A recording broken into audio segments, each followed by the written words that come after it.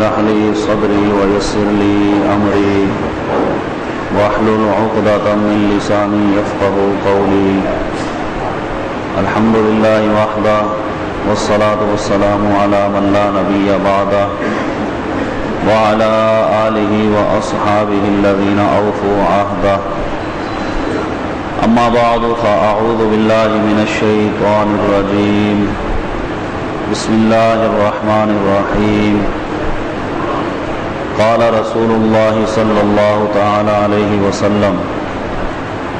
من صام رمضان ثم اتبعه ستا من شوال كان كصيام الدهر. إن الله وملائكته يصلون على النبي يا أيها الذين آمنوا صلوا عليه وسلموا تسليما. اللهم صل على سيدنا ومولانا محمد وعلى آل سيدنا ومولانا محمد وبارك وسلم. صلاة وسلام عليك يا سيدي يا رسول الله وعلى آلك وأصحابك يا سيدي يا حبيب الله. اللہ تبارک و تعالیٰ کا کروڑ احسان ہے کہ ماہ رمضان کے نور بھرے لمحات میں محبوب کریم صلی اللہ تعالیٰ علیہ وسلم کی احادیث مقدسات ہمیں سننے کا موقع مل رہا ہے، اور یہ وہ لمحات ہیں کہ جس میں عام دنوں کی نسبت ثواب کو بڑھایا جاتا ہے. رمضان المبارک جو ایک مہمان کی حیثیت سے لوگوں کے پاس آتا ہے، اور پھر چونکہ وقت کا پہیہ ہمیشہ گردش میں رہتا ہے، کوئی اس مہینے کے روزے رکھے یا نہ رکھے، اس مہینے کا ادب و احترام کرے یا نہ کرے، یہ مہینہ بالآخر چلا جاتا ہے. خوش نصیب ہے وہ آدمی کہ جو اس مہینے کو پا کر اپنی مغفرت کے اسباب پیدا کرتا ہے اور اس مبارک مہینے کے لمحات اللہ تبارک و تعالیٰ کی عبادت میں گزارتا ہے. عموماً دنیا کے معاملات میں بھی دیکھا جائے تو جو مہمان ہمارے پاس چند دن کے لیے ٹھہرتا ہے اس سے بھی ہمیں انسیت ہو جاتی ہے، اور یہ مہینہ 29 یا 30 دن ہمارے پاس رہتا ہے، تو ایک فطری تقاضا ہے کہ انسان اس سے بھی محبت کرنے لگتا ہے، اور جس سے انسان کی محبت ہوتی ہے جب اس کی رخصت کا، اس کی جدائی کا لمحہ قریب آتا ہے، تو یہ ایک فطرت ہے کہ انسان کے دل پر غم بھی طاری ہو جاتا ہے. دنیا کے مہمان کہ جو ہمیں بظاہر کچھ دے کر نہیں جاتے، لیکن یہ وہ مہینہ ہے کہ جو ظاہری طور پر بھی ہمیں ستھرا کرتا ہے اور باطنی طور پر بھی ہماری صفائی اس مقدس مہینے سے ہوتی ہے. نہ صرف یہاں پر بلکہ قبر میں، میدان محشر میں یہ مہینہ اپنے قدردانوں کی سفارش بھی کرے گا. تو جس مہینے میں اتنی نعمتیں، اتنی برکتیں بندوں کو میسر ہوتی ہیں، فطرتاً انہیں چاہیے بھی کہ اس کے جانے پر دلی طور پر افسردہ ہوں کہ نہ جانے اب آئندہ جب یہ مہینہ ہمارے پاس آئے تو ہماری زندگی باقی ہو یا نہ ہو. اور اگر اپنے گرد و پیش میں نظر ڈالیں تو کئی ایسے لوگ ہوں گے جو پچھلے رمضان ہمارے درمیان موجود تھے لیکن آج وہ موجود نہیں ہیں. تو زندگی انسان کی گزرتی چلی جا رہی ہے. اگلے سال کون اس مقدس مہینے کو پاتا ہے کوئی شخص نہیں جانتا. لہذا جتنے بھی لمحات اب اس مہینے کے باقی ہیں، اور وہ چند ہی لمحات ہیں، کچھ ہی گھڑیاں باقی رہ گئیں، تو اس میں پوری کوشش کی جائے کہ اپنا پورا وقت اللہ تبارک و تعالیٰ کی رضا کے کاموں میں گزارا جائے. دنیا کے معاملات کی طرف جب ہم نظر ڈالتے ہیں تو ہم اپنے کاروبار کے لیے، اپنے معاشی معاملات کے لیے آئندہ کی منصوبہ بندی کرتے ہیں کہ کچھ دنوں کے بعد یہ کاروبار میں شروع کر رہا ہوں تو کس طریقے سے اس میں ترقی ہوگی، کن کن چیزوں کو میں اس میں شامل کروں گا تو میرا کاروبار مزید بڑھے گا. اسی طریقے سے کوئی بھی معاملہ لے لیں تو انسان پہلے سے ایک ذہن بناتا ہے تو ہمیں اس مقدس مہینے کے گزرنے کے بعد جو دن آنے والے ہیں ان دنوں کی بھی منصوبہ بندی کرنی چاہیے کہ یہ مہینہ جس میں ہمیں وقت بھی میسر آ جاتا ہے اور شیطان جس کو زنجیروں سے جکڑ دیا جاتا ہے وہ بھی حملے نہیں کرتا اور انسان پہلے سے زیادہ عبادت کی طرف مائل ہوتا ہے، لیکن جیسے یہ مہینہ گزرے گا تو چونکہ شیطان جو انسان کا ازلی دشمن ہے وہ بھی آزاد کر دیا جائے گا، وہ بھی چاروں طرف سے اس بندے پر حملے کرے گا، تو اس کے حملوں سے بچنے کے لیے انسان اپنی شہوات اور لذات سے بچنے کے لیے کس طرح کی منصوبہ بندی کرے، یہ ایک مسلمان کے پیش نظر ہونا چاہیے۔ اور وہ لمحات کے جو اس مہینے میں اس نے گزارے، جس طریقے سے اپنی زندگی کے معاملات کو اس نے معمول کے مطابق رکھا اس مہینے میں، تو اس کے جانے کے بعد بھی کچھ نہ کچھ ان کا اثر ایک مسلمان کے دل پر باقی رہنا چاہیے۔ نبی کریم صلی اللہ تعالی علیہ وسلم نے اس سلسلے میں ہماری رہنمائی فرمائی کہ انسان جب یہ اس مہینے کو پا کر تقوی و طہارت کو حاصل کرتا ہے، جو کہ اس مہینے کے روزے رکھنے کی مین وجہ ہے، قرآن مجید فرقان حمید میں بیان کی گئی لعلکم تتقون، کہ رمضان کے روزے تم پر اس لیے فرض کیے گئے کہ تمہیں تقوی و پرہیزگاری حاصل ہو۔ تو جب یہ تقوی و پرہیزگاری بندے کو نصیب ہو جاتی ہے تو یاد رہے کہ کسی چیز کو پا لینا یہ اتنا بڑا کمال نہیں جتنا اس کو باقی رکھنا کمال ہے۔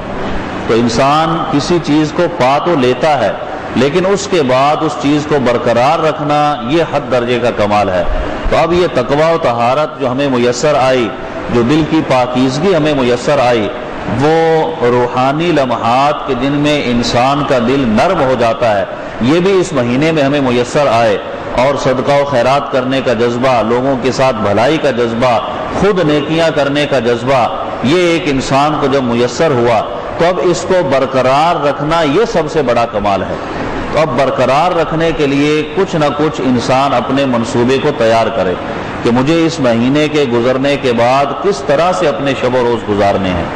نبی کریم صلی اللہ تعالی علیہ وسلم نے اس سلسلے میں رہنمائی فرمائی۔ مسلم شریف کی حدیث میں نے آپ کی خدمت میں تلاوت کی۔ اللہ کے محبوب صلی اللہ تعالی علیہ وسلم نے ارشاد فرمایا، من صام رمضان، جس نے رمضان کے روزے رکھے، ثم اتبعہ ستا من شوال،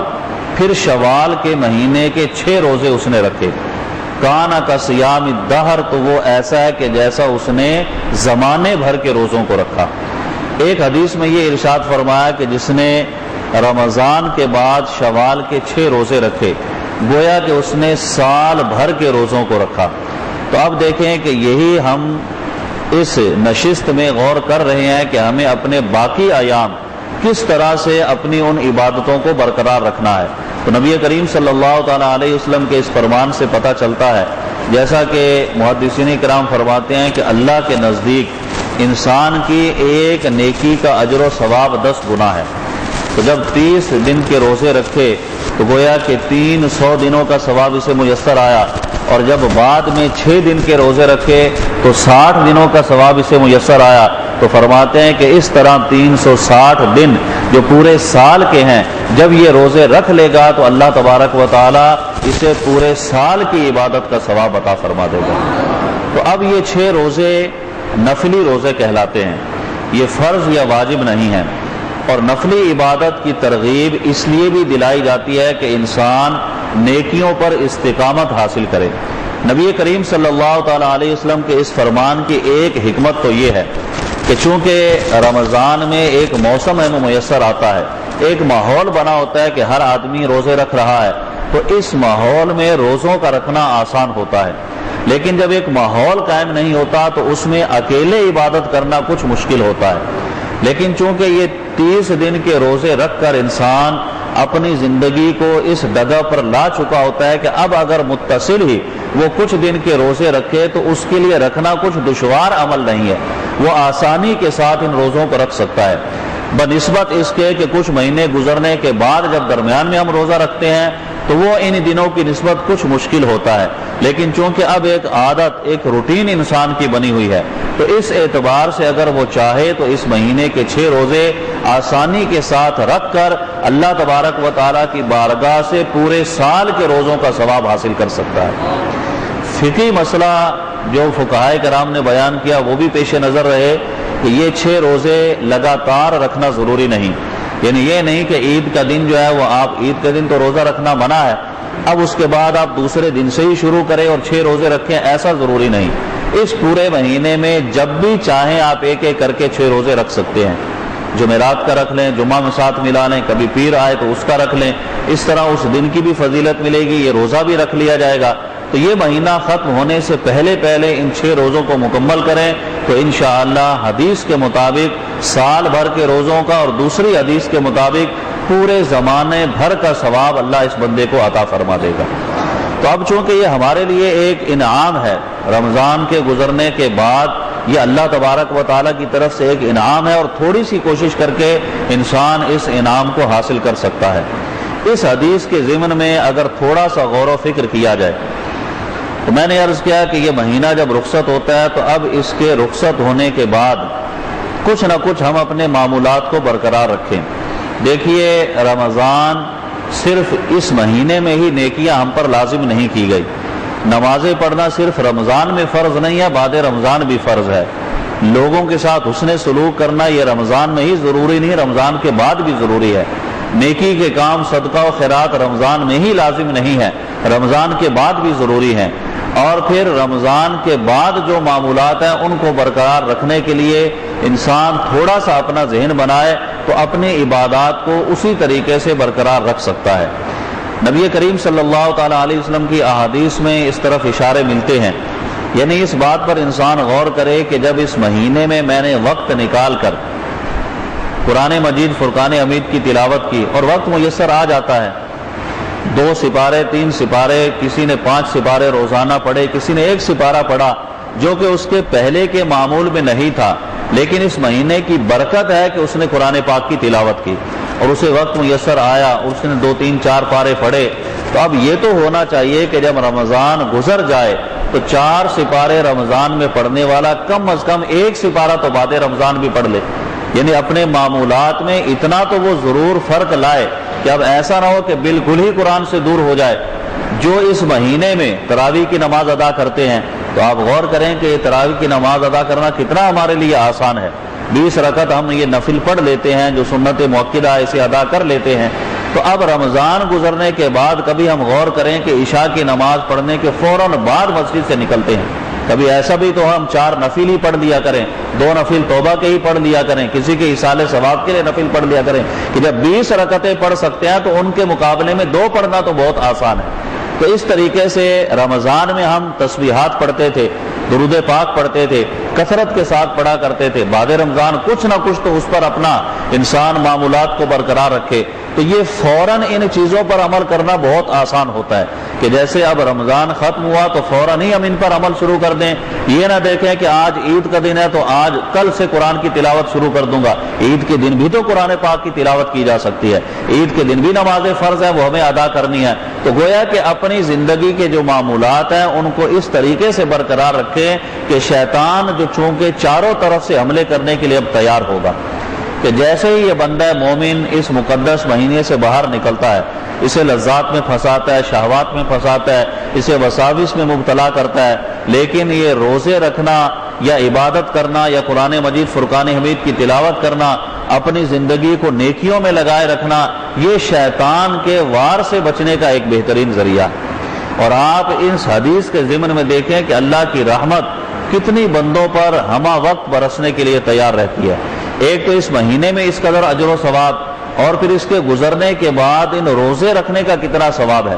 تو پتہ یہ چلا کہ لمحہ لمحہ انسان کی اللہ تبارک و تعالیٰ کی رحمت رہنمائی کرتی ہے، صرف تھوڑی سی کوشش کی ضرورت ہے۔ نبی کریم صلی اللہ تعالیٰ علیہ وسلم کا فرمان حدیث میں موجود ہے، اور اگر آپ اس فرمان پر بھی غور کریں تو ہمیں یہ پتہ چلے گا کہ چھوٹے چھوٹے ایسے معاملات اور ایسی چیزیں کہ جو بظاہر دیکھنے میں اتنی بڑی معلوم نہیں ہوتی، لیکن ان کا اجر و ثواب اللہ کے نزدیک کتنا بڑا ہے، اور صرف کس بنا پر؟ اخلاص کی بنا پر، کہ جب بندے کے دل میں اخلاص ہو اللہ تبارک و تعالیٰ اس کی عبادت کو قبول فرما کر کیسے اس کے لیے رحمت کے دروازے کھولتا ہے۔ اللہ کے محبوب صلی اللہ تعالیٰ علیہ وسلم نے 3 آدمیوں کا تذکرہ کیا، ارشاد فرمایا الرجل یحتمل، ایک وہ آدمی کہ جسے رات کو احتلام ہو گیا، غسل اس پر فرض ہو گیا۔ اب ہوا کیا کہ وہ رات کون سی تھی؟ ارشاد فرما فی لیلۃ باردۃ، سخت سردی کی رات تھی، ٹھنڈی رات تھی، اس رات میں اس پر غسل فرض ہوا۔ نبی کریم صلی اللہ تعالی علیہ وسلم ارشاد فرماتے ہیں فیقوم، یہ اپنے بستر کو چھوڑ کر کھڑا ہو گیا۔ کب؟ جبکہ نماز فجر کی ادا کرنی ہے۔ یہ نہیں کہ منحوس لوگوں کی طرح دن بھر پڑا رہا کہ جب دن نکلے گا اور مطلب گرم پانی کر کے میں جو ہے غسل کروں گا اور اسی حالت میں اپنا وقت گزار رہا ہے، بلکہ اللہ کی رضا کے لیے۔ چونکہ ایک اس میں جو چیز پیش نظر رکھی گئی، جو اس حدیث میں مین بات ہے، وہ یہ کہ اخلاص بندے کے پیش نظر ہے۔ یہ جو معاملہ جو حدیث میں ذکر کیا گیا بندے کا، یہ اس کے اور رب کے سوا کوئی نہیں جانتا۔ اگر کوئی آدمی صبح کو نہیں اٹھتا، وہ دن بھر اپنے کام پہ بھی چلا جاتا ہے اور غسل اس نے نہیں کیا، تو دوسرے کو یہ معلوم نہیں کہ یہ بے غسلہ گھوم رہا ہے، اس لیے کہ صرف اس کا معاملہ اور اس کے رب کا معاملہ ہے۔ یہ جانتا ہے یا رب جانتا ہے کہ اس نے اپنے آپ کو پاک کیا یا نہیں کیا۔ تو اب اگر یہ اپنے آپ کو فجر کی نماز سے پہلے پاک کر لیتا ہے تو اس کے پیش نظر کیا ہے؟ صرف اللہ کی رضا ہے، اللہ کی رضا کے لیے یہ کام کر رہا ہے، کسی کو دکھانے کے لیے نہیں کر رہا، اس لیے کہ اس کے اس عمل کا کسی کو پتہ چل ہی نہیں سکتا۔ تو گویا کہ صرف اس کا اور اس کے رب کا معاملہ ہے۔ سرکار دو عالم علیہ الصلوۃ والسلام ارشاد فرماتے ہیں فیقوم، ٹھنڈی رات میں یہ اپنے بستر سے نکل پڑا، فیغتسل، اس نے غسل کر لیا اللہ تبارک و تعالیٰ کی رضا کے لیے، اور اس نے نماز ادا کی۔ جب اس نے یہ عمل کیا، رب تبارک و تعالیٰ کو اس کا یہ عمل اتنا پسند آیا، اللہ نے اس کے لیے اپنی رحمت کے دروازوں کو کھول کر اس کی بخشش و مغفرت فرما دی۔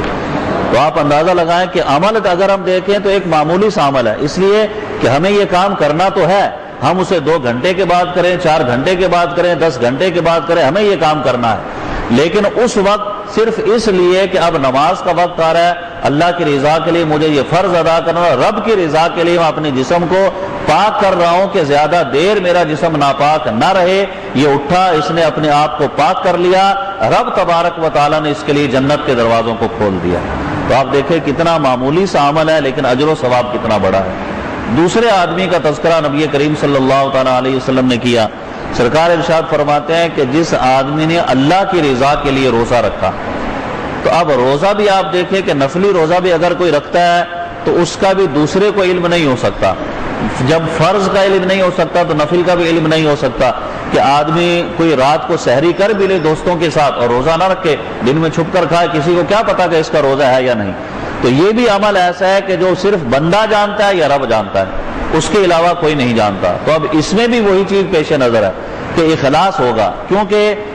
جو عبادت جتنی پوشیدہ ہوتی ہے اس میں اتنا اخلاص زیادہ ہوتا ہے۔ تو اب پہلا وہ جو کام تھا اس میں بھی اخلاص تھا، یہ جو کام ہے اس میں بھی اخلاص پیش نظر ہے کہ صرف رب جانتا ہے کہ اس کا روزہ ہے یا نہیں۔ تو اس نے اللہ تبارک و تعالیٰ کی رضا کے لیے روزہ رکھا، کوئی اس کے عمل کو نہیں جانتا، یہ چاہتا تو اس کو چھوڑ بھی سکتا تھا، لوگوں کے سامنے متقی اپنے آپ کو ظاہر کر سکتا تھا، لیکن اس نے اللہ کی رضا کے لیے کوئی نفلی روزہ رکھا۔ اب جب سارا دن اس نے اللہ کی رضا کے لیے بھوک اور پیاس میں گزارا، جب یہ روزے کو افطار کرے گا، اللہ تبارک و تعالیٰ اتنا اس سے خوش ہوتا ہے کہ اس کی بخشش و مغفرت فرما دیتا ہے۔ تو آپ دیکھیں یہ عمل بھی وہ کہ جس میں اخلاص موجود ہے۔ تیسرے آدمی کا تذکرہ نبی کریم صلی اللہ تعالیٰ علیہ وسلم نے حدیث میں کیا۔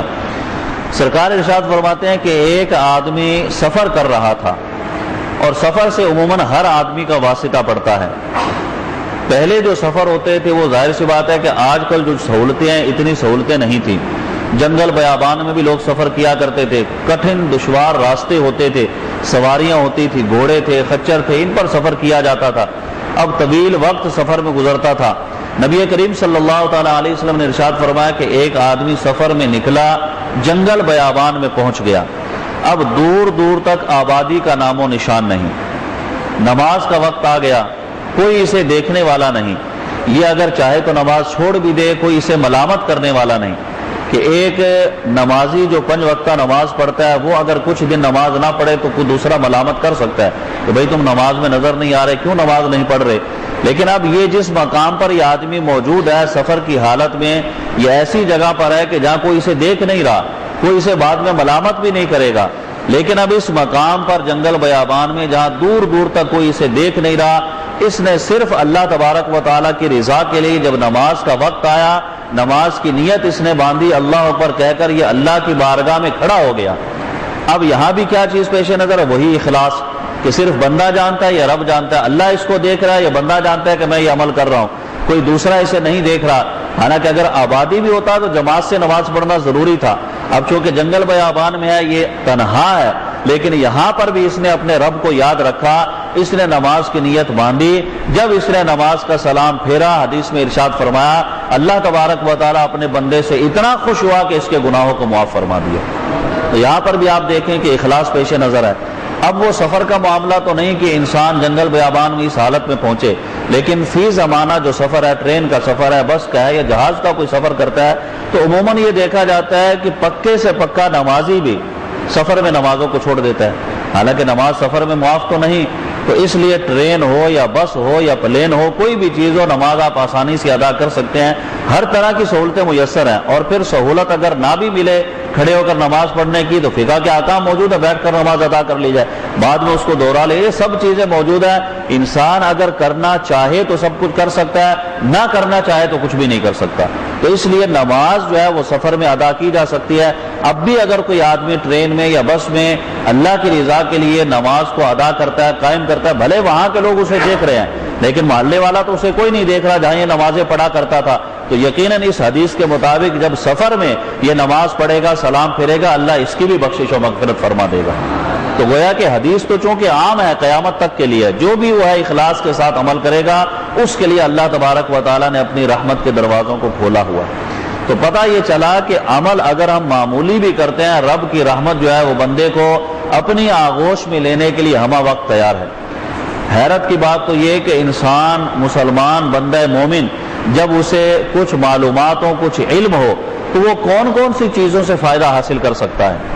اب یہ علم کہاں سے حاصل ہوگا؟ جب ہم قرآن و حدیث سنیں گے، پڑھیں گے، سمجھیں گے، علماء کی مجلس میں بیٹھیں گے، جہاں درس ہوتا ہے وہاں بیٹھ کر علم سیکھیں گے، تو یہ چیزیں ہمارے پیش نظر ہوں گی۔ اب جو حدیث میں آپ کی خدمت میں عرض کر رہا ہوں، ظاہر سی بات ہے آپ کے پیش نظر جب یہ حدیث ہوگی اور جب وہ موقع آئے گا تو انسان کے ذہن میں جب بات ہوتی ہے تو فوراً اس پر عمل بھی کر لیتا ہے۔ اور جسے یہ حدیث ہی معلوم نہیں، جس نے کبھی درس کی محفل میں کوئی بیٹھا نہیں، علم دین سے اس کا لگاؤ نہیں، تو ظاہر سی بات ہے وہ ان خصلتوں کو بھی نہیں پا سکتا اور ان ثوابوں سے بھی محروم ہو جاتا ہے۔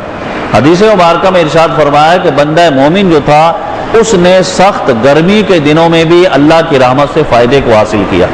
وہ فائدہ کیا تھا؟ چلچلاتی دھوپ تھی، سخت گرمی تھی، اور گرمی کی ایسی حالت کہ انسان کی برداشت سے باہر تھی۔ بندہ مومن نے اللہ تبارک و تعالیٰ کی بارگاہ میں اپنے ہاتھوں کو اٹھا دیا، یا اللہ اتنی شدید گرمی ہے، اور ایسی شدید گرمی کہ جو ہمارے معاملات سے باہر ہوتی جا رہی ہے، یا چلو گرمی کا جو بھی اندازہ کسی کے اپنے جسمانی معاملات کے حساب سے اس کی حالت سے باہر ہے، اسے شدید گرمی لگ رہی ہے، تو اللہ تبارک و تعالیٰ تو بندے کی نیت کو جانتا ہے کہ کس نیت سے یہ دعا کر رہا ہے۔ تو رب کی بارگاہ میں بندہ مومن نے ہاتھ اٹھا دی، یا اللہ شدید گرمی ہے، اتنی شدید گرمی کہ جو آج ہماری برداشت سے باہر ہے، کل بروز قیامت اگر جہنم میں ڈالا گیا تو وہاں کی گرمی کیسے برداشت کریں گے۔ اس نے اللہ کی بارگاہ میں دعا کی کہ یا اللہ اتنی شدید گرمی ہے، تو مجھے جہنم کی گرمی سے آزادی عطا فرما دے، وہاں کی گرمی سے مجھے بچا لے۔ اب اس شدید گرمی نے بندہ مومن نے اللہ کی بارگاہ میں دعا کی۔ نبی کریم صلی اللہ تعالیٰ علیہ وسلم ارشاد فرماتے ہیں جیسے ہی اس نے یہ دعا کی کہ یا اللہ مجھے جہنم کی گرمی سے بچا لے، اللہ تبارک و تعالیٰ کی رحمت اس بندے کی طرف متوجہ ہو گئی۔ رب تبارک و تعالیٰ نے جہنم سے خطاب کیا، کہا کہ میرا بندہ تجھ سے تیری گرمی سے آزادی مانگ رہا ہے، میں تجھے گواہ بناتا ہوں کہ میں نے اسے جہنم کی گرمی سے آزاد کر دیا۔ آپ دیکھیں کہ کتنا معمولی سا عمل ہے، ایک دعا ہم نے کی ہے کہ یا اللہ جہنم کی گرمی سے بچا۔ اللہ تبارک و تعالیٰ کو بندے کی دعا اتنی پسند آئی کہ جہنم کو خطاب کیا کہ میں تجھے گواہ بناتا ہوں کہ میں نے اسے جہنم کی گرمی سے آزاد کر دیا۔ سخت سردی کے دن تھے، ٹھٹرتی ہوئی سردی تھی، بندے کی برداشت سے باہر تھی، اس نے ہاتھ اٹھایا یا اللہ اتنی شدید سردی ہے، جہنم کی سردی سے مجھے نجات دے دے۔ اب شاید کوئی سوچے کہ جہنم تو اتنا گرم مقام ہے، وہاں سردی کا کیا معاملہ؟ تو جہنم کا ایک طبقہ زمہریر ہے، وہاں سردی کا عذاب ہے، اور سردی ایسی کہ جو انسان کی برداشت سے باہر ہے۔ آج اگر ٹمپریچر لو ہو جائے تو آپ دیکھیں کہ کتنا انسان کی برداشت سے باہر ہو جاتا ہے، لیکن وہ تو بہت زیادہ، جیسے وہاں کی گرمی سخت ویسے وہاں کی سردی بھی سخت ہے. تو یہ زمہریر ایک طبقہ ہے جہنم کا جہاں سردی کا عذاب ہے. اس بندہ مومن نے رب کی بارگاہ میں دعا کی کہ یا اللہ تو مجھے جہنم کا جو طبقہ زمہریر ہے اس سے نجات دے دے. اتنی شدید سردی جو آج مجھ سے برداشت نہیں ہو رہی، اگر مجھے وہاں بھیج دیا گیا تو وہاں کی سردی کیسے برداشت کروں گا. اللہ تبارک و تعالیٰ کو اس کا یہ گڑ گڑانا، یہ دعا اتنی پسند آئی کہ اللہ تبارک و تعالیٰ نے جہنم سے خطاب کیا کہ تو گواہ ہو جا، میں نے اسے جہنم کی سردی سے بھی نجات دے دی ہے. تو آپ اندازہ لگائیں کہ کتنے معمولی سے عمل ہیں، لیکن کیا ہے کہ اخلاص اللہ کی بارگاہ میں ہے، پیش نظر اخلاص ہے. رب تبارک و تعالیٰ بندے کی بخشش فرما رہا ہے، اس کی مغفرت فرما رہا ہے. تو یہ موضوع کے اعتبار سے جو صورتیں ہیں کہ یہ رمضان کا مہینہ اب رخصت ہو رہا ہے، ہمیں بعد میں کس طریقے سے پلاننگ کرنی ہے اور اس پلاننگ کے مطابق اپنے معاملات کو کس طریقے سے حل کرنا ہے، کیسے عبادتیں کرنی ہیں. تو اب یہ کہ کچھ نہ کچھ اپنے معاملات کو برقرار رکھیں گے، انشاءاللہ شیطان کے وار بھی کم ہوں گے، اللہ بھی بندے کی رہنمائی فرمائے گا. کہ جب بندہ کوشش کرتا ہے تو رب تبارک و تعالیٰ اس کے لیے راستے آسان فرما دیتا ہے. نبی کریم صلی اللہ تعالیٰ علیہ وسلم کا فرمان جو کہ رمضان کی فضیلت میں آپ نے سنا بھی ہوگا، سرکار دو عالم علیہ الصلوۃ والسلام نے 5 باتوں کا تذکرہ کیا اور یہ ارشاد فرمایا کہ یہ میری امت کے لیے خاص ہے، اس سے پہلے کسی کو یہ چیزیں عطا نہیں کی گئی. ان میں 2 باتوں کا تعلق چونکہ آج کے دن سے بھی ہے کہ اب یہ مہینہ رخصت ہو رہا ہے. نبی کریم صلی اللہ تعالیٰ علیہ وسلم نے پہلی بات تو یہ ارشاد فرمائی تھی، یعنی یہ سرکار دو عالم علیہ الصلوۃ والسلام کی امت کی خصوصیت ہے، سرکار کی امت سے پہلے کسی امت کو یہ انعامات نہیں ملے. سرکار ارشاد فرماتے ہیں کہ پہلا انعام تو یہ کہ جب رمضان کی پہلی رات آتی ہے، یعنی پہلا جب روزہ ہوتا ہے اس سے پہلی جو رات جس میں آپ تراویح ادا کرتے ہیں، تو پہلی رات جب آتی ہے نبی کریم صلی اللہ تعالیٰ علیہ وسلم ارشاد فرماتے ہیں رمضان کی جب پہلی رات آتی ہے اللہ تبارک و تعالیٰ اپنے بندوں کو رحمت کی نظر سے دیکھتا ہے. اب رب کا رحمت کی نظر سے دیکھنا کیا معنی رکھتا ہے؟ حدیث میں یہ بھی ارشاد فرمایا کہ جب اللہ تبارک و تعالیٰ بندے کو رحمت کی نظر سے دیکھتا ہے لا يعذبہ ابدا، جب وہ رحمت کی نظر سے دیکھتا ہے تو پھر اسے عذاب نہیں دے گا. تو یہ ارشاد فرمایا کہ جب پہلی رات آتی ہے تو رحمت کی نظر سے دیکھتا ہے. اب یہ رحمت کی نظر سے دیکھنا ایک تو یہ کہ اللہ تبارک و تعالیٰ تمام لوگوں کو ہی دیکھتا ہے، اس کی نظر سے اس اعتبار سے کوئی بھی پوشیدہ نہیں کہ سارا عالم اس کے سامنے ہے، اس کا بنایا ہوا ہے، اس سے کون سی چیز پوشیدہ ہے. جب وہ دلوں کے حالات کو جانتا ہے، وہ کافر کو بھی دیکھتا ہے، یہودی کو بھی دیکھتا ہے، عیسائی کو بھی دیکھتا ہے، ہندو کو بھی دیکھتا ہے. تو اب یہاں جو ارشاد فرمایا کہ بندہ مومن کو رحمت کی نظر سے دیکھتا ہے، تو اب اس دیکھنے میں اور اس دیکھنے میں کتنا بڑا فرق ہے. جیسا کہ ایک مقام پر یہ ارشاد فرمایا وَنَحْنُ أَقْرَبُ إِلَيْهِ مِنْ حَبْلِ الْوَرِيدِ، کہ ہم بندے کی شاہ رگ سے بھی زیادہ قریب ہیں. ہر بندے کے قریب ہے اللہ تبارک و تعالیٰ، خواہ وہ مومن ہے یا کافر ہے،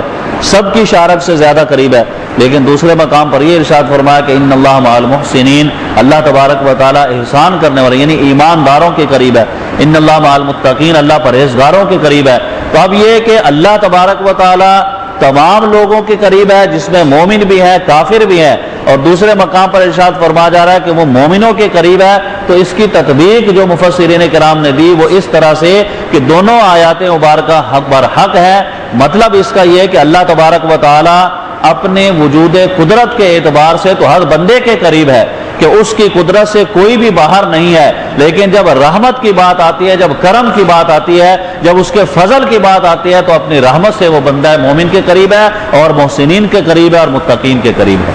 تو اسی اعتبار سے اگر دیکھا جائے تو حدیث میں جو ارشاد فرمایا کہ جب پہلی رات آتی ہے اللہ تبارک و تعالی رحمت کی نظر سے بندوں کو دیکھتا ہے تو وہ تمام بندوں کو ہی دیکھتا ہے، لیکن جو بندہ مومن ہے اس پر اپنی رحمت کی نظر کو ڈالتا ہے. اور جب رحمت کی نظر ابتدائی دن میں یعنی جب رمضان شروع ہو رہا ہے اس وقت اللہ رحمت کی نظر ڈال رہا ہے تو اس کے بقیہ دنوں کا، اس کی انتہا کا کیا عالم ہوگا.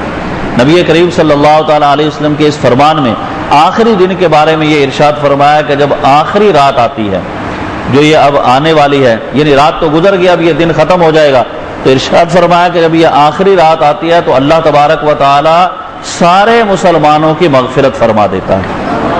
صحابہ کرام علیہم رضوان نے نبی کریم صلی اللہ تعالیٰ علیہ وسلم کی بارگاہ میں عرض کیا آہیہ لیلۃ القدر، یا رسول اللہ صلی اللہ علیہ وسلم کیا یہ لیلۃ القدر ہے جس کے متعلق حدیث میں ارشاد فرمایا کہ سب کو بخش دیا جاتا ہے؟ تو نبی کریم صلی اللہ تعالیٰ علیہ وسلم نے ارشاد فرمایا کہ لیلۃ القدر نہیں، اس کا ثواب اپنی جگہ پر ہے، وہ رات اپنی جگہ پر ہے۔ ارشاد فرمایا کہ یہ تو انعام ہے کہ جب اس کے بندوں نے اپنا کام پورا کر لیا۔ دوسری حدیث کا مفہوم ہے کہ جب کوئی مزدور اپنی مزدوری پوری کر لیتا ہے اسے اجرت پوری دی جاتی ہے۔ جب بندوں نے اپنا کام پورا کیا اللہ نے اپنا انعام پورا فرما دیا۔ رب تبارک و تعالیٰ نے بندے کی بخشش و مغفرت فرما دی، تو یہ کس صورت میں ہے کہ جب اس کے دل میں اخلاص ہوگا، جتنی عبادات پر استقامت ہوگی، اخلاص ہوگا، اللہ تبارک و تعالیٰ اس کے لیے راہیں آسان فرما دے گا۔ تو اب اسی ضمن میں ان معمولات کو برقرار رکھنے کے لیے وہ حدیث بیان کی گئی جس میں نبی کریم صلی اللہ تعالیٰ علیہ وسلم نے ارشاد فرمایا کہ جس نے رمضان کے بعد 6 روزے رکھے اللہ تبارک و تعالیٰ اسے سال بھر کے روزوں کا ثواب عطا فرمائے گا۔ ان 6 روزوں کی فضیلت بزرگان دین نے بھی نقل کی ہے۔ حضرت سفیان ثوری رحمۃ اللہ تعالیٰ علیہ کی سیرت میں یہ واقعہ ملتا ہے کہ آپ ارشاد فرماتے ہیں میں مکہ مکرمہ میں کم و بیش 3 سال رہا، وہاں میں ایک آدمی کو دیکھتا تھا، مکی تھا، وہ دوپہر کے وقت آتا، طواف کرتا، پھر میرے پاس سے گزرتا، وہ مجھے سلام کرتا، میں اس کے سلام کا جواب دیتا، وہ چلا جاتا۔ مجھے اس سے کچھ محبت ہو گئی۔ کچھ دنوں سے میں نے دیکھا کہ وہ نہیں آ رہا تھا، میں نے معلومات کر کے اس کے پاس میں پہنچا، دیکھا کہ وہ شدید بیمار ہے۔ اس نے مجھے وصیت کی کہ جب میرا انتقال ہو جائے میرے کفن دفن کا اہتمام کرنا اور میری قبر پر کچھ دیر رہنا اور مجھے تلقین کرنا۔ حضرت سفیان ثوری رحمۃ اللہ تعالیٰ علیہ فرماتے ہیں کہ اس کا انتقال ہو گیا اسی بیماری میں، اس کے کفن دفن کا اہتمام کیا گیا، جب لوگ چلے گئے تو میں اس کی قبر پر رک گیا تلقین کے لیے۔ اب تلقین کی صورتیں ہیں جو فقہاء کرام نے ذکر کی، یہ جو قبر پر اذان دی جاتی ہے یہ بھی تلقین کی ایک صورت ہے کہ اذان کے اندر بھی جو منکر نکیر سوالات کرتے ہیں اس کے جوابات ہیں، تو اذان پڑھ دی جاتی ہے، اس سے مردے کا فائدہ ہو جاتا ہے، تو یہ بھی ایک معمول ہے، مستحب ہے اذان کا پڑھنا۔ تو آپ فرماتے ہیں کہ میں اس کی قبر پر تلقین کے لیے رک گیا، میں وہاں پر بیٹھا ہوا تھا کہ مجھے اونگ آ گئی، تو میں نے ہاتف غیب سے آواز سنی کہ اے سفیان تیری تلقین کی ہمارے اس بندے کو کوئی حاجت نہیں، ہم خود اس کے مونس و مددگار ہیں۔ کہتے ہیں کہ میں نے پوچھا کہ کس سبب سے، کس وجہ سے اسے یہ اتنا بڑا انعام ملا، اور پھر آپ نے یہ بھی فرمایا کہ میں نے اس رات کو 3 مرتبہ یہ خواب دیکھا۔ کہتے ہیں کہ جب میں نے پوچھا کہ کس سبب سے اسے یہ انعام ملا تو کہا گیا کہ یہ رمضان کے روزے رکھا کرتا تھا اور پھر اس کے بعد شوال کے 6 روزے رکھا کرتا تھا، جس سبب سے اسے یہ انعام میسر آیا ہے۔ حضرت سفیان ثوری فرماتے ہیں کہ میں نے رب کی بارگاہ میں دعا کی کہ یا اللہ اب مجھے بھی اس کی توفیق عطا فرما کہ میں بھی شوال کے 6 روزے ہمیشہ رکھا کروں تاکہ مجھے بھی یہ فضیلت حاصل ہو جائے۔ پھر ان روزوں کا فائدہ آپ دیکھیں، میں نے عرض کیا نا کہ چونکہ شیطان جو کہ آزاد ہو جاتا ہے رمضان گزرنے کے بعد وہ چاروں طرف سے حملے کرے گا، اور یہ حملے آپ عید کے دن ہی دیکھتے ہیں کہ لوگوں پر کیسے ہوتے ہیں۔ ہمیں تو اللہ تبارک و تعالیٰ کی بارگاہ میں دعا بھی انسان کرے اور بچنے کی کوشش بھی کرے، اور جب بچنے کی کوشش کرے گا اللہ اسے بچائے گا بھی، ورنہ عموماً یہ دیکھا جاتا ہے کہ عید کے دن سے ہی لہو و لغویات، فضولیات، موسیقی، طرح طرح کی خرافات ہمارے اس معاشرے میں قائم ہو جاتی ہیں، اور وہی شیطان ہر طرف دندناتا پھرتا ہے۔ جو مسلمان اس مہینے میں عبادت کیا کرتے تھے انہیں بھی جو ہے گناہوں میں مبتلا کر دیتا ہے۔ تو اس لیے حدیث مبارکہ میں ایک مقام پر یہ ارشاد فرما الصوم جنہ، روزہ جو ہے وہ ڈھال ہے۔ ڈھال کسے کہتے ہیں کہ جب میدان جہاد میں لوگ نکلا کرتے تھے تو ایک تلوار ان کے ہاتھ میں تھی، ایک ڈھال ہوتی تھی جس سے تلوار کے وار کو روکا جاتا تھا، یعنی وہ لوہے کی بنی تھی کہ تلوار کا وار کرتا آگے کر دیتے وہ تلوار کا وار رک جاتا تھا، اپنے جسم کو بچاتے تھے۔ تو ظاہری جسم کو بچانے کے لیے ڈھال کو استعمال کیا جاتا تھا۔ سرکار دو عالم علیہ الصلوۃ والسلام نے کتنی پیاری تشبیہ دی، فرمایا کہ روزہ ڈھال ہے۔ کس طریقے سے روزہ ڈھال ہے کہ جب ظاہری جسم کو تلوار کے وار سے اس ڈھال سے بچایا جا سکتا ہے، تو جب انسان رمضان کے بعد شیطان اس پر چاروں طرف سے وار کرے گا، اگر اس نے نفلی روزہ رکھا ہے تو یہ اس کے لیے ڈھال ہے، وہ اس پر وار نہیں کر سکے گا، یہ اپنے جسم کو اس سے بچا لے گا۔ اور کون سے جسم کو؟ روحانی جسم کو، اس لیے کہ یہ جسمانی جسم کے معاملات نہیں، یہ روحانیت کے معاملات ہیں۔ تو جب جسمانی جسم کی حفاظت اتنی انسان کرتا ہے تو روحانیت کی حفاظت کرے، اپنے دل پر میل آنے کی حفاظت کرے کہ کسی طریقے سے جو میرا دل اتنا صاف ستھرا ہو چکا، یہ رب نے مجھے 1 مہینے کا کورس کروایا تو اب میں اپنے دل کی طہارت کو باقی رکھوں، اس کی پاکیزگی کو باقی رکھوں، لہٰذا اس طریقے سے یہ روزے رکھے۔ اور پھر آپ دیکھیں الروز الفائق کے اندر ایک بزرگ کا واقعہ نقل کیا گیا کہ کیسے روزہ ڈھال بنتا ہے۔ فرماتے ہیں کہ جب یہ اس مقام پر پہنچے جہاں نماز ادا کی جاتی ہے مسجد کے دروازے پر، الروز الفائق کے مصنف نے یہ لکھا کہ جب یہ مسجد کے دروازے پر بزرگ پہنچے تو انہوں نے شیطان کو دیکھا کہ دروازے پر کھڑا ہوا ہے، عموماً شیطان کسی کو نظر نہیں آتا، ظاہر سی بات ہے کہ وہ وسوسے ڈالتا ہے، ہم اسے دیکھ نہیں سکتے، لیکن اللہ تبارک و تعالیٰ جس کی نگاہوں سے پردے ہٹا دے وہ اسے دیکھ بھی لیتا ہے۔ ان بزرگوں نے شیطان کو دیکھا کہ دروازے پر پریشانی کے عالم میں کھڑا ہے، پوچھا کہ کیا بات ہے، کس وجہ سے یہاں پر کھڑے ہو؟ تو شیطان لعین نے کہا کہ سامنے مسجد میں ایک آدمی نماز پڑھ رہا ہے، میں اس کی نماز میں وسوسہ ڈالنے کے لیے جانا چاہتا ہوں۔ اب یہ بھی حدیث مبارکہ کا مفہوم ہے کہ نماز کے اندر جو ہے وہ شیطان وساوس ڈالتا ہے، اور اس کا نام بھی حدیث مبارکہ میں ذکر کیا گیا۔ ہر مطلب ہے کہ برائی کی طرف راغب کرنے والے الگ الگ شیطان کی ذریتیں ہیں، تو کوئی نماز کے اندر بھی وساوس ڈالتا ہے، بعض اوقات انسان نماز کی رکعتیں بھول جاتا ہے، 2 پڑھی ہیں یا 3 پڑھی ہیں، کبھی جو ہے وہ بعض اوقات تو انسان کے ذہن میں نماز میں ایسے ایسے وساوس آتے ہیں کہ جو غیر نماز میں آتے ہی نہیں ہیں۔ تو اس طریقے سے شیطان جو ہے وساوس ڈالتا ہے، اس کا علاج بھی حدیث میں ذکر کیا گیا کہ اس کو شیطان نماز میں وسوسہ ڈالے تو اب جو نماز وہ پڑھ رہا ہے جیسے ہی ختم کرے تو اپنی الٹی طرف 3 مرتبہ اعوذ باللہ من الشیطان الرجیم پڑھے، 3 مرتبہ تھتکار دے، تھو تھو ایسے 3 مرتبہ کر دے۔ اب جب اگلی نماز شروع کرے گا تو انشاءاللہ شیطان اسے وسوسہ نہیں ڈالے گا۔ تو یہ ایک عمل ہے کہ شیطان اگر نماز بھلا دیتا ہے، رکعتیں بھول جاتی ہیں، یا مطلب ہے کہ وساوس طرح طرح کے آ رہے ہیں اور چاہتا ہے کہ نماز میں میرا خشوع و خضوع باقی رہے، تو یہ عمل کرے، انشاءاللہ اس کی برکت سے اب شیطان اگلی نماز میں اسے وساوس نہیں ڈالے گا۔ تو اب وہ شیطان نے کہا کہ وہ آدمی نماز پڑھ رہا ہے، میں جانا چاہتا ہوں کہ اس کے اندر نماز میں اس کے وساوس ڈالوں، لیکن دوسرا آدمی کہ جو اس سے تھوڑا سا ہٹ کر دروازے کے قریب سویا ہوا ہے، یہ روزہ دار ہے،